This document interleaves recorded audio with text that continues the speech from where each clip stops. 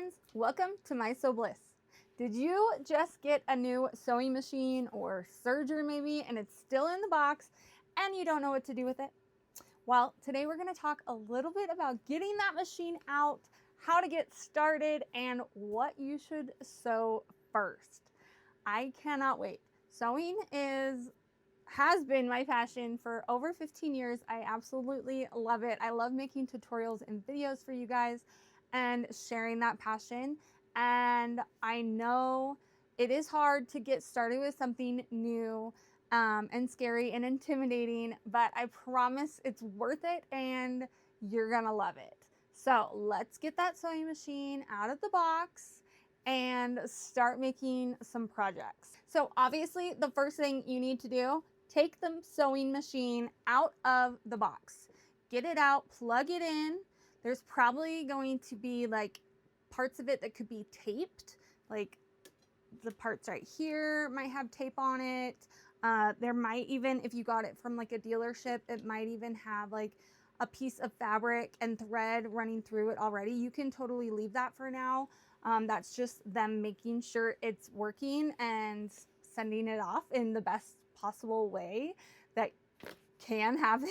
So it's totally fine. You can leave it, but definitely take the tape off, take the styrofoam off, get it open, plug it in. If there's any like instructions, like getting started instructions, definitely check those out.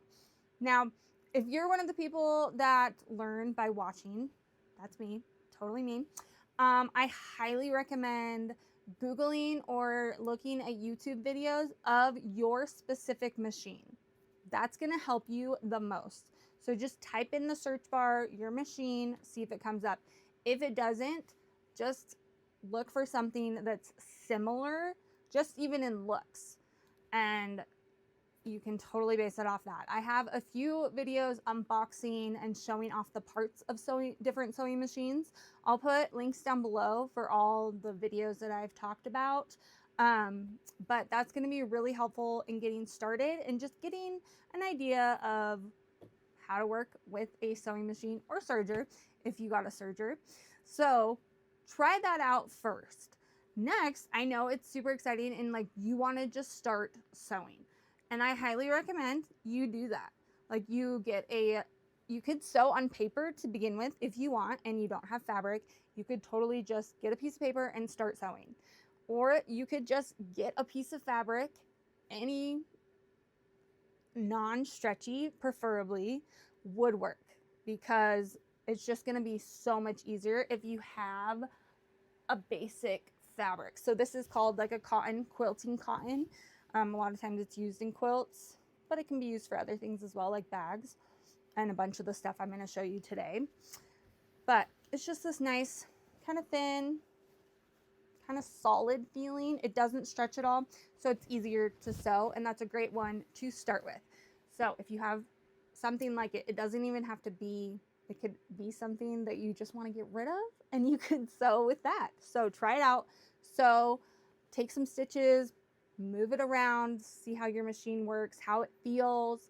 And again, if you don't have fabric, you can totally do it on paper as well. That's one thing when I've taught sewing classes, that if you're just getting started, sewing on paper feels so easy. And you can totally like see how everything's working, see what the stitches look like. You could even stitch different angles of lines, so totally worth it. The next thing, obviously you're probably going to want to start a project. Now that can feel very overwhelming, but that's where I want to help you guys out and give you some ideas of things you could sew for very basic beginners, or just something quick and easy that you can finish in a day.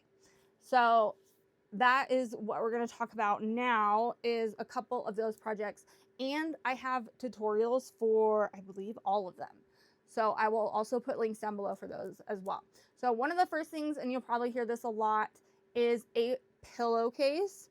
Super easy, all straight lines. I have a video on how to sew a really nice pillowcase, and it shows you some really cool sewing features and tips and tricks that are good in sewing projects, and you will learn something new. So I'll put a link for that as well.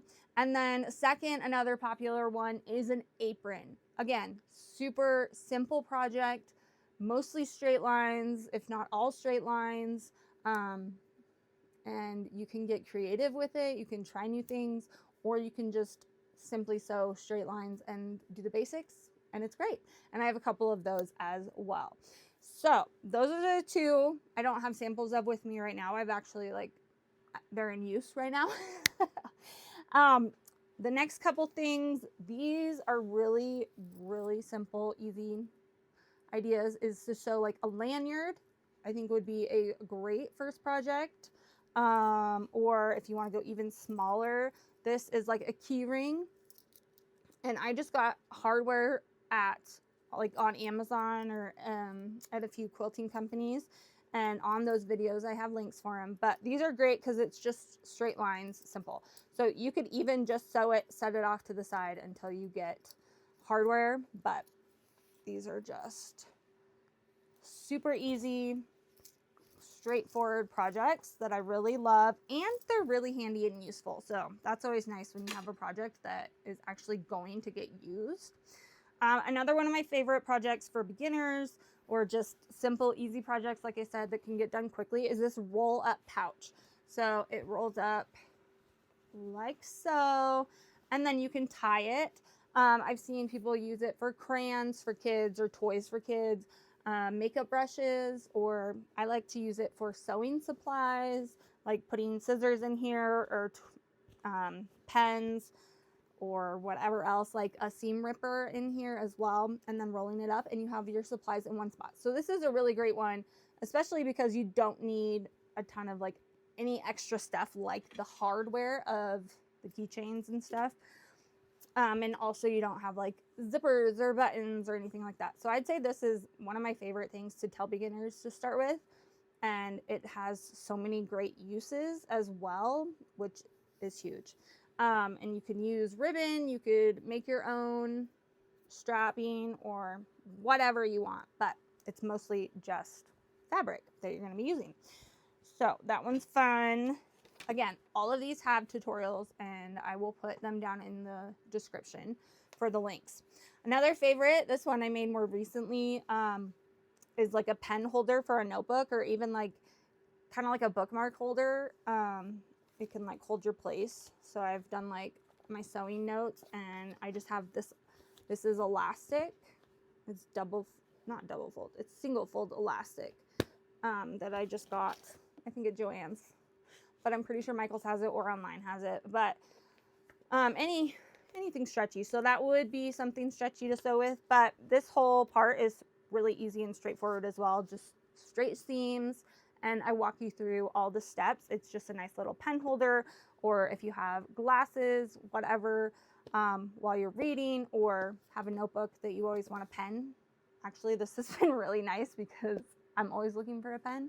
And now I always have one with my notebook so I can take notes.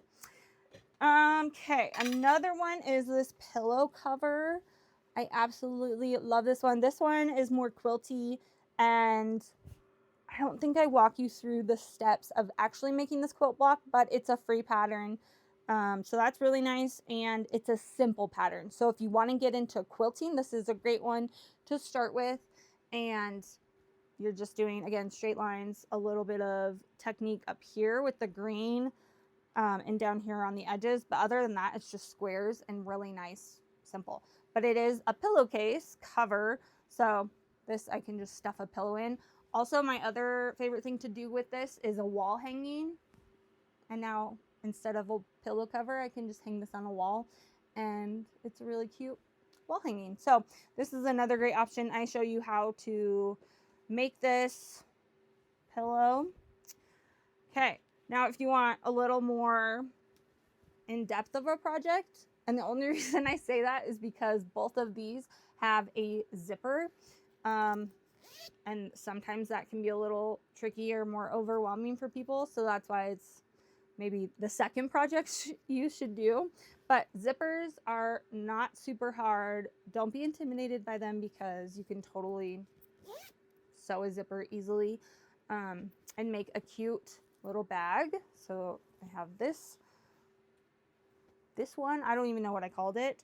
And then this one's like a boxy one, has a little tab on it. This was one of my tutorial I did a long time ago, but I absolutely love it still. And this bag is awesome. So it's a really great one as well.